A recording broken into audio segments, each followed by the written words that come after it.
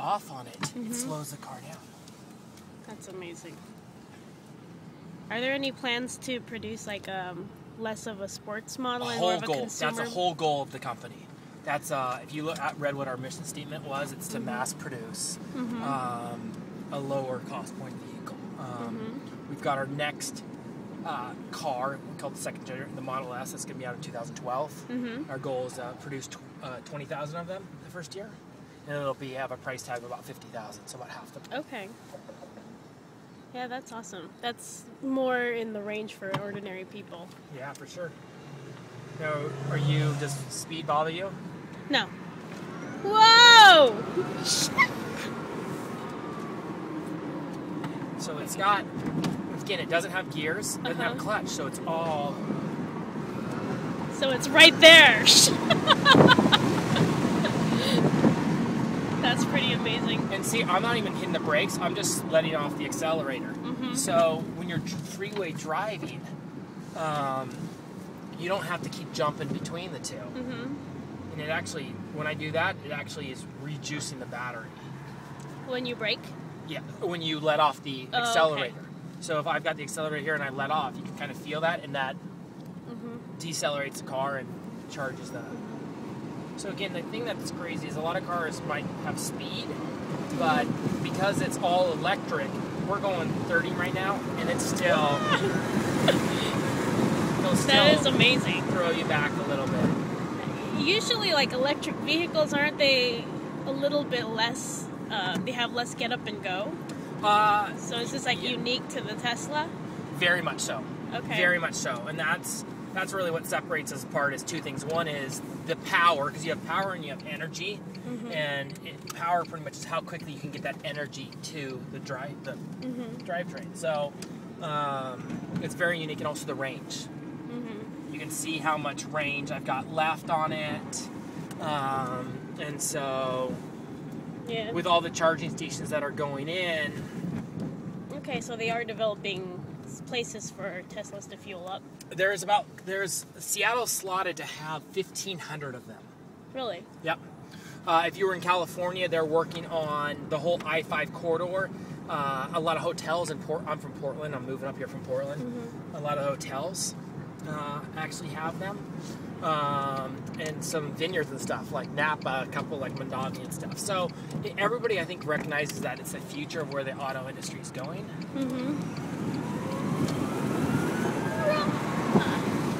Everybody recognizes that it's a future of where the auto industry is going. So it's just a matter of installing it. One of the things that's really cool too is I love that the battery's recyclable. Like the car is, again, it's no emissions. Basically. Yeah. No, we're not leaving a carbon footprint. We're eliminating that completely. That's how, when we go back, I'll show you our shop. Our shop is actually inside the same showroom because we're working on our stuff right there, and you don't have oil changes. You don't have that. All we really do is a once a year kind of tune-up checkup on it, and you're good to go. Just check out the mechanical parts, basically. So how many people are on the waiting list just at the Seattle store? For which vehicle? So there's more than one vehicle besides this Roadster.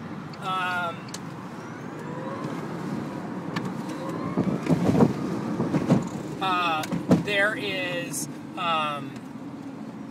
have just, can we go down this way? Yeah. One way. You can tell I don't know Seattle. This is, there's about 40 of them in Seattle right now. There's about 1,000 on the road. And so we're talking to quite a few different people.